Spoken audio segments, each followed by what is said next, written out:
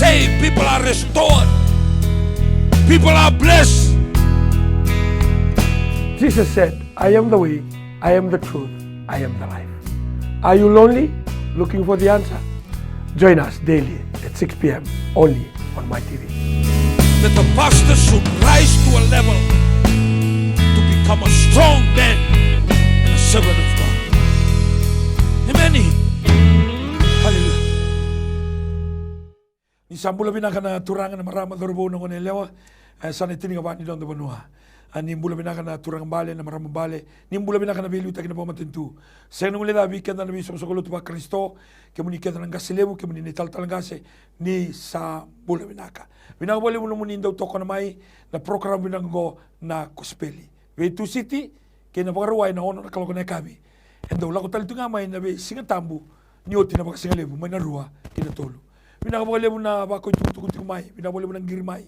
Na buhay ba may na text may na muni daw talitaka. Ni mo sula katunga may napatapatan ni Bingara Mingo, migito indewan daw ni mbulatiko, di makararamataki. And non da bono mo witi, kapag usipita lang bira, tumay na biya sa burubura. Aw maraw ta ka na siminan ni kwa, no na ta ka na kalo, na may television, director Mr. Stanley Simpson, na CEO kerto na team ni Bingarabi, ni malindo talito na patapatan ni Bingarabi. At ko talaga ni kwa, talaga si may karenima, may namuka na kelo, Hallelujah. Talaga si Lemeki. Turang talaga nila kaya lumay telebu, di na nisawi nito ka na silay. Tapos kami nakikinawa mo ng turang. Nabali mo talaga si. Pati kay Hallelujah. Na may kambo, may nakelo talaga. Inareda ni ko may special toka. Weekend na may kanta may nakelo. Special ito ko ni Baka Tarago Lumalangi. Mertun dami ni ko na lumuti ni kalo. Kanto na ngaw na, dotan ito na rin nakelo. Ni ko sa bagang tagi ko, and baka bagang tagi. E non nandito nga na kalo. Aw na sulit rito. Merto bakang bula yan ni Bikanda. E na mataka, nisingan din tayo. Sa bulu binaka na liwibiti. Parang mating may na ngolo binakong go. E na pata-pata totokong go na kuspeli. O na wale na turangan ni tal-talangasi. Na My TV. Na kaya na soilin doon na ngolo binaka. Randa may bimbulong o dikina. Ibakaramataki. Nangunan dende sa tunggo Bikanda. Randa raya na ko sinikalo ka. Kuti kanda patamay. Menda mayado mendan duambau. Mebakana masu ni turanga meran duambau. Mebakana torsan duambau. Bakang bulat tiga ini. Webu noni warung timekina. Ni sambula binaka. Naka. Kaltal gasmeng. Naka ni imbula binaka na lube viti na vesa gurgura ni sema tiko mankena. Baka binaka takina na muni ding muni sema mai na pato sa baka rai takina na muni ngangante na muni kawai. Kena baka zokat takina mbula baka alubo binaka baka mbula taltinga wana gasilebu ni NCF na taka ni singo binaka ni ko binaka baka lebu na kena tambi na kitu na pato min dio tiko ni mbula birna nonde. Na sai viti besa gurgura era sema tiko mankena ni mbula binaka. Na wale naka. Kaltal gas. Ni mbula binaka na leno do no mano viti on mbula tala baka bimbi be kem ni na leni maten tu nikalo me baka ni na kini ndambe daga chungo na kena baka tata tiki daga chungo na mbula li bingarabi na be tiki ni yango Kristo au kila ni kito le tul chungo na turanga ni na kelo e kito wi tiki ni yango Kristo sa bina na tiki chungo na mbula ni kasilem me baka da butana do ngo na baka bini binaka lebu ni raw ni ndua baka ngata na kelo rongo ngai matana taka da baka bini binaka taka chukina na kelo na program binango ora ninda mitari ndege kino kena lebi yango Kristo ando nango nando tenitu na nando urai do nango nando tenitu na na rong ni bika nda baka bini binaka taka na program samai baka ro teki chukina bata ngo ni ro nindu she chubi kena ndo mbulunga na kelo baka nda baka tusa chukina ro bota da ro baptiso kena nda be chikina yango Kristo kanta baka bini binaka baka ni teki chukina ni na tare de kichuna na dombola ni biokani baka bibi na dombola ni biokani na ngai Kristo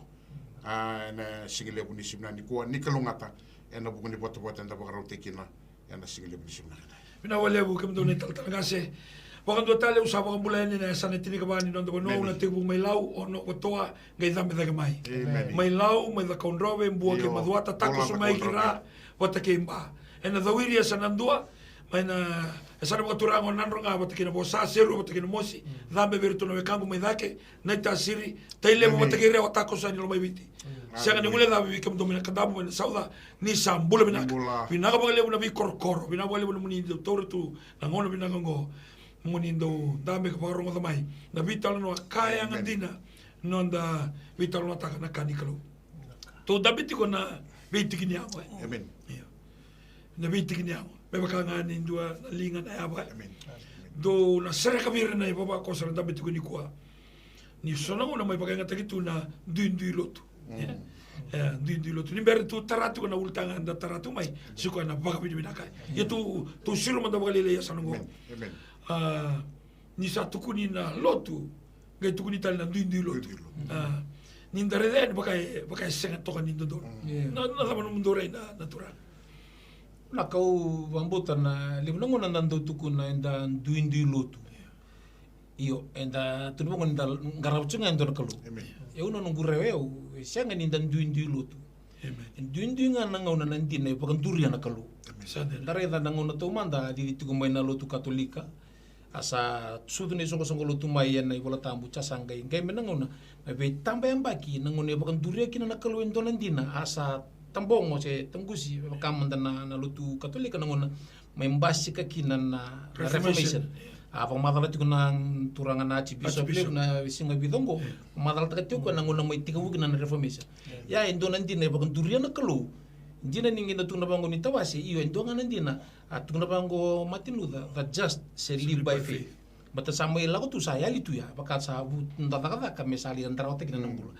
Gaitu kumea na dia na donon dulu donon ro baka may toya bu na Assemblies of God kina Church of God.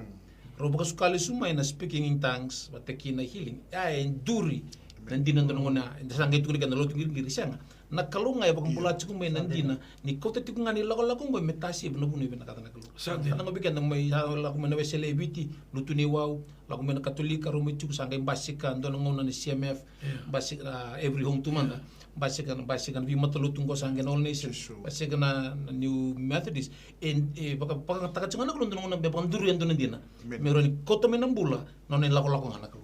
Kau nunggurewi ay siang nanduin dulu duin nandina. Ya bakang basi kata kalau nak kena nguna, kau yang mendare apa ya? Nak bakang rukan apa sama? Oke mundo, gitu. Indo cungan la ulunda. Indo nga membasi kena ling membasi menggeli tu kok kini indo naka. Patut kan ngureng kasih. Don. Tu nanti wana nunda vital longo me seregi kini me bakal rapat kini ngarai. Talkas lebih. Ndina todo kan belatan ngauna na to Solomon itu kuno ko na nono buku na der ni ka tu wa ngai tu na na bosongo ko sandu banga una na ka ken balbal gai ta utal tu na bos ni klo ya God makes things beautiful in its time e baka bina ka ta ko na ka na ken ngauna sang ni ken balbal nindo sada sana baka ngata ka ngau ko endo menduri na ken ngauna meroni ngai baka to ta ko na ngauna ngani klo me baka to ta kin na ila balata we move from glory to glory. Amen. Takangam dana taka baka sa no na ngauno tal-talang santana siama ya ni mendaro baka to taka ni darede tiku sa taka chuku na klo na ngau na kai via taka me baka na Wesley revival la do maina Pentecost charismatic revival ngai Pentecostal revival ko rato tiku ko sando talangu na dadi tiku dilo ubo kombuta ni ke baka ron darede vaya ni taka chuku na klo na kena ngau na na kauta tanin ndindui entana siama na bunu ndo me siama kinen to so ni karu na no dai soto ke ndana volta kabo ke de ado mai menda didinga ndo tunga na no dai soto na tomato lotu se teke bu mai na chin kawalu 1800s 1700s ke baka tiku nei volta ambu sandu ndo mendo menda didinga ilo mai na no dai soto ke de our meeting place koya se daba kabo mai ke tiku nei volta ambu endo nu chiko sa kabo kana kalo menduri na kena ngau o baka putea na kauta tani na wakasa mani duindu itu weekend Ondo uri tu ni volta me baka rorota ki be rabaro tu mai e baka nangoni sala rasota ki na dona rona bote lagu mai nangoni sala pichi lagu mai nangoni sala gerengere lagu mai nangoni sala ni ko yado nga mai na rona bote kenda mai muria ke na lagu ni rona bote e baka ki na ni volta so rabanga ngalu so polotu so langa sami so sa meke so e lave por plan e so rakaila ina sa yado nga mai ni volta kenda sa mai ndua ngakina kasaru imbimbi kina me ngalala ti no tala tal gas eu babim nata chuno ulutang bimbi tu tarachungun no ulutang bimbi batana runenge baka zuri kina na lomoniklo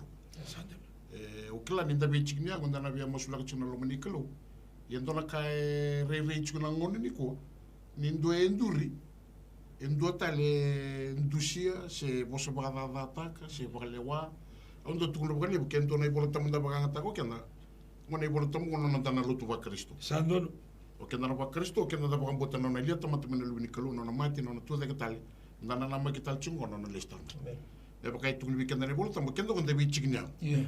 Amen, Ondo bakandia te ka kai ndu e baka na chuke ndo tele na sung sung do ko to ngani to bata ni to chunga ndo ni sel. Ngai suwa ka chumba kana lo ni mata. E ke ka ndo ta ka chuke na ndo na wala ni mbule lelia. Ndare mendanga baka ngam ka tungli bolo tambani ulunda na Kristo kenda debi chignya. Ke mambali e chuna ka ke de yanga kenda debi chignya. Tormenta kana lingangu. Na ka ka na lingangu ngo ni siru ka na lingangu.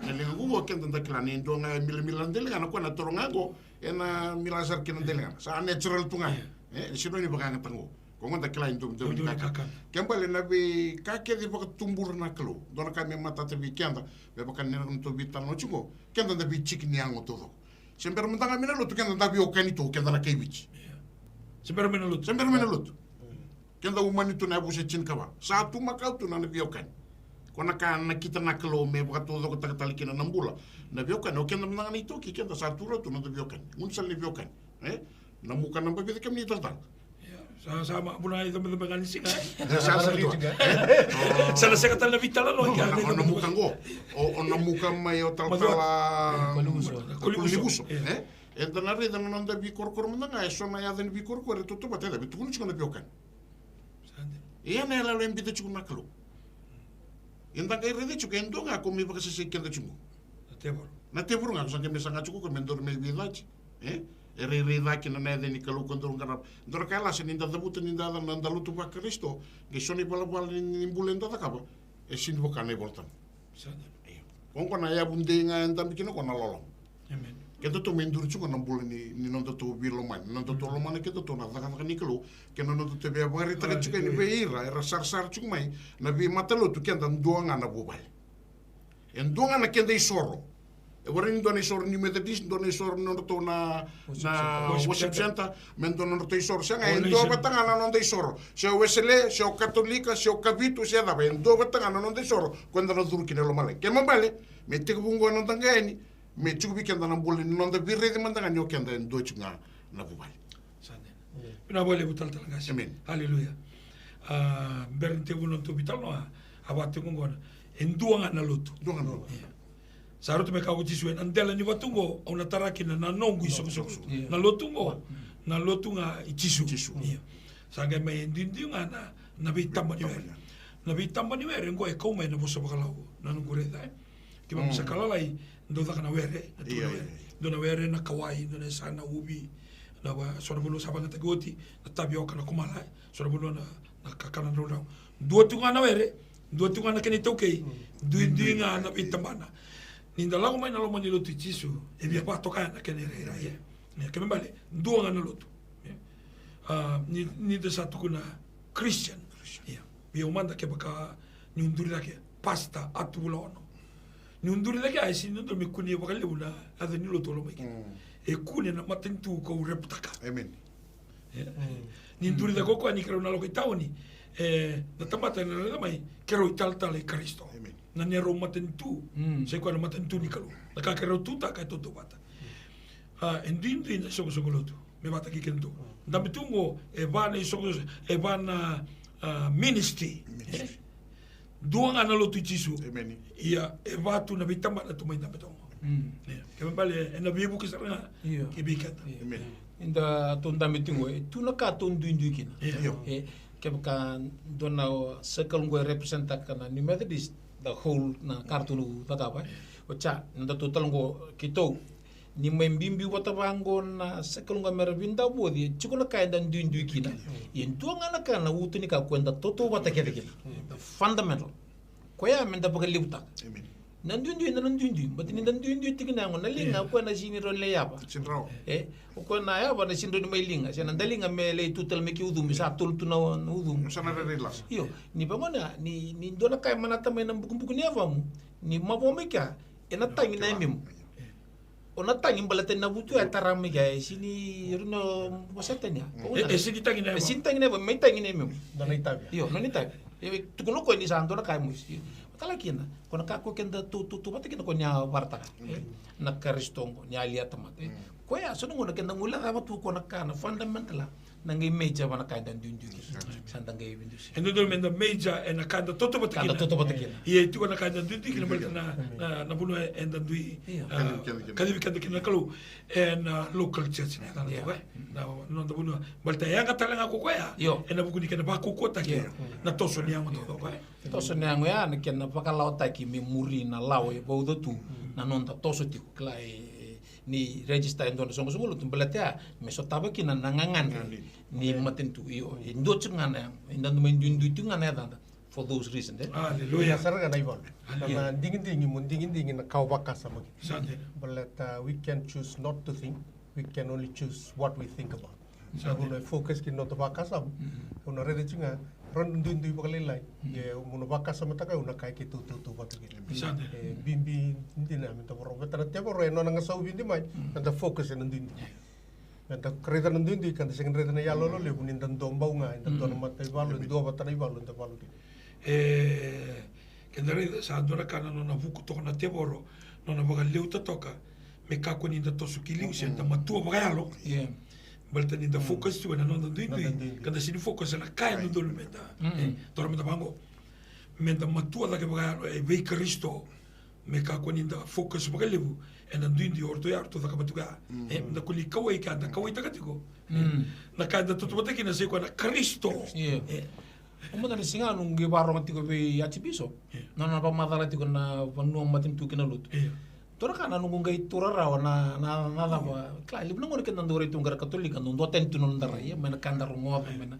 Yo nonon rawa madal ton singa nunggu tambi tu ngai sar tu me bali upangu sange be mata TV we so na kaira era tu nonon tabur tu da ka ba kinongo yeso abi kenda menda rawa ni da boga yo menda bidingo mi ni tu nundu indui io na kamimbinga etiko ena na non tapang buti Jesu Kristo kana na non tu da kita mati kino tu da katali kino na bagarulista mai ena lebu talanga ngona ni tu baro zuru mai ningo na ultanga tu bital tak me baka na baka bina kai power in praising ni nda senga ni kila dona kai na to tol sar non dan dusi kino vale malta ni senga ni kila ni ko tu na toka ni ngono kon dambe kino korida kina baka e buki ko moro ni to ra na kaka baka tokai lotu katolika ni non to banua ena buki kanta kina menda kakua ni ndo klabe ni rei baka tamba ki dua weekend to kinto ndambi tu ni ko anda baka na kino baka libuana turanga ni roni baka tarana kalu ndo la bata bangu Malte sona kabango e senga ni solitu nangala la weekend na ndo na ngona balabu menda da roni kilaki na indua samba kinda na lutu ta samba bola ka ni ruana na bola sa oti ngona 185 ena vida na baka sa oti kembali samba la butu mena lutu ia baka sini matua oti ngona tamata balta ngona keda sa focus tu ngana ka ndu kina keda sini focus na ka keda toto bata kina se ko Kristo inda tumbu bi Kristo ena matua na o tisu la mai vital no bata kirama kira saranga nando ya lewa nando tangani vital no sakira nrumrua vital no sakira da nakatuna mabulo ni office le vital no sakira farisi o ko sini wasendo kembali na ngala ni no bula ya kento ni tal mo kitu sa tal i Kristo Jesu ondo tu verto na New Methodist e muri na nongu tal New Methodist e liuchi ko na nongu tal ni ngoni turano Jesu Kristo na casa bimbi sarga ni ulang ko tao ni o bina katanta mata me kileu ni tal i Kristo balik ke baka una warita bali ni tal New Methodist ero ni koto mai nandu ni to ndambe tu ni ko ni rai tu mai na baba ko se bula rai tu mai ina era kilatu o orto ni tal i Kristo en na ro tal nga kina bira ni baka bula mai Italia ni so tu da barito ni bula bina ka tal e o ke baka ndo e bango ni bula bina ka kaselebu New Methodist ni bula bina ka tal ngase oi era organization RCMF era ni total so kenda ka kilakina sindo watu ya iliu kenda dui baka bulanga na non dui de tal na bata ngo baka kureta kaya na rakatiko ko baka bina kina bali bana turanga kina mai TV no tu sulitu na no tu sulodea mi kambure kina na sona ndakini bula me buke ngakina na no vital ka bimbi buke kenda talangan na katu bitano tingo na non darai sanu na ni ningingo no ndarai chiko sombu no ndarai na kai kore da nanduindi bi gendo sa tala no ndarai kenda bagan dinde ngo kenta tunangoli McGregor road Tonduru tu na unisala ena mata ni salvation nami kona vale tampa rosa ngabul kai dio chiga tuira thawi koreda iko na reda kana salvation nami iko reda na peninsula chuguli tapole mo lante man mo tampa tamo chiga sana rosa kai dio thawi koreda sara bili usara e basara kina libna ngona kendare na nondare na chiga ninda di song song lu chiga ngai nondare kenda sinre da na thawi tukunongo to kongo ito mundo ningono sa rara makina na mata na reda na bosa nikulu sa biso talngana nona nakano nari tapakaka kena tu bitang lo juga di sarara mo turun menta mundo na sino bang kena ke mundo gitu ngo sa sarara manarai sa talabi sarana nontarai sa labi cikanda ulireni bolotang nanguna nyano me patimo tukono bango na kulubi coy raida wasa be na songo songo lu tumai kya mai efeso mai detira mai pakapera kamu sibi wala ke na kango binatongo dal ngo sa dakabu jago ngai tuno ko na kabani wasi la cosa que mai kiki la cosa que miki mo barta gabi gona ka tungwelu kembal na saida sino ngona kenda chuk ngabo ngonda tirre chum dangal kaleng chuk no nonda jongo jongo ko tungum nal tamu paka binaka takongo ngo binaka chungo tango sa hal na matin nolong sa sedia tanga tunu ko chuk ngona ka tumbu tugu tugu binaka toko na level ni nonda bikle mi tosta ko me connect to sa ndolo na kabani wa tunu ko la cosa que mai kiki no ngi ngabo ngada sare ko sare tu ngana through Saratu ngane seru ne kuluki bata utun sunina ningone talabi kino nondare e bisu saranga sanda na reda nga na nona leng-leng na kelu kasana sinre da nandu-ndu tungu haleluya da ba bina tu wana turang na sibina ni kwa to sana landi kina ulu tanga tu tara tu mai do na kango na ba bina ka ureda ni sona ngone do vital no te welebu na sona ngona e sora do na mga tu mana program go me ba katala me ngai bito mai sona ka so tal na ka se ko sotiniana ya na nungure yau mikim do na se ni kwa do na kambimbingo ni ndangara bikalo se kwa na ba ko binaka amen ona ko tikin to mandanga no tambula ba ko ki piki to manda osa to se bole ni do na bulangi ya ni to koro ya na sakana meki mer meki tile bulangi kene baritaki nonda baka bini na kataka si nonda kawita ka nonda marutaka nonda lako mai kina nonda koro ya da torre anda nga imbita nonda karami kalo me baka itu kone volta mo ibida patala kena e baritaki me raba tararo ti kona baba koso ke na luni monua era sasar tu mai non rabi bal bale bulu nda daka se nonda talboni bale tolu na bata bata la ko tukinongo matai Facebook keni karua wale si platform keni ka tolu television set ke bale tolu na bata e la ko tiku kina vitalo ni kwa na kau etiko ena baka baka non la beti na kalo kala ni ndare de mandangan bola ni tisu ena ngol sartu sar cikena na tisipil ni rando masu cikena tisipil jon sangi tunturang ni ba uli kita mandana masu ni ndare de na pet ni masu imbito tisu wikenda na lutu ba Kristo ngone bela chibo itego buna baka bina kena la beti na kalo ndale le vabatele na masu ya ele cinta le baka bina kembali be tukuno chiku weekend endo na chikini bola ni bengara bi ko imbimbi na bola ni baka bina e baka tukuna ndo ni same tontona kena baka pertene oro dia da bodo chiku tal make I will enter his gates with thanksgiving Samen don ro chicken de bola I will enter his courts with praise na bola ni baka bina endo na chikini bola mbimbi na bola ni baka bina balata ondo bande ta na bina me banga tukuna ne bola tambo tuki nandol ke tuki ni pali ke ndo mi tuki ni ndona kabina ka torun tunu ngabe ndo le ndor na katu ke tuki ni bola jigaw ke ndo mi kerker ke u chuko non ko mani rumbu o mi bena katana ka ro ni genga yo ta ko ngo ngeci me bena katana yo sule bo yana baka bini bina e tuki ni bola tambo nyoko ndo chiko saranga no no baka bini bina na Israel ela ko saranga mai no ka Yama bale be tukun chubi kenda ndo nambule na wakatu dhoka taka nambule ni biokan. Aundo already chuka kena ni tukuna ne bola tamu nambule ni tebi tani toto bata ne alo ni kalo. Belatan la. Pabli nak. Bueno no turang ndo baka bini bisa. Tukuna ne bola tamu ke kambita na li turang arosa. Royal bat, dia rondo bat.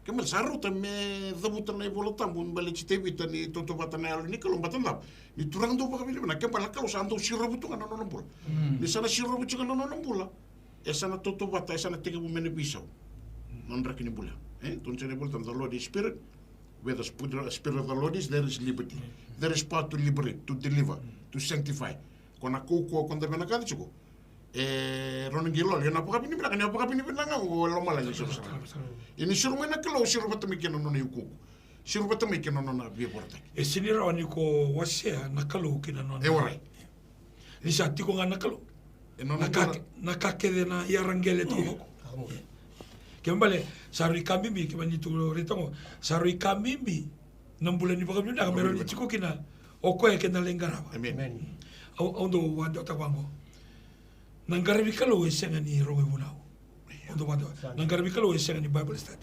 ngori no na vingarabi na kalo weekend yan imber ni lutu man na vingarabi me baka go la ko men no turanga daka ke devi ko na vingarabi kina baka binaka na no vingarabi ke ni imber ngai nduri dago ka me nakakala ko mai sanga tuku na weekend o tia sanga ulivitale na mo so baka turanga kembali ni nanggarabi kalo sa ru imbi sa Balta na baka binaka ko tu na tikora na tikora ke mambale chuku mataki ke chuku senga ni baro mo diketa sama itu taltala ngas Balta ni ta utor Vingarabi do tu the power of protocol tikuna protocol ni Vingarabi baka benua Vingarabi baka mate balu sote rona delegation ni matentu nama buru-buru tala baka alo chuku ki na baleta ni saru ibina kana kalu amen pengono kan tatun saru ibina kana kalu chiki ni no bina kana kalu na no ta release ta kan ni na baka bina ka baka tani weekend mandana lo tu baka risto sanda kila kede chuku ni don me baka bina ka ta kina kalu dona kai mai watawa se kenda tiko na baka rau ni baka bina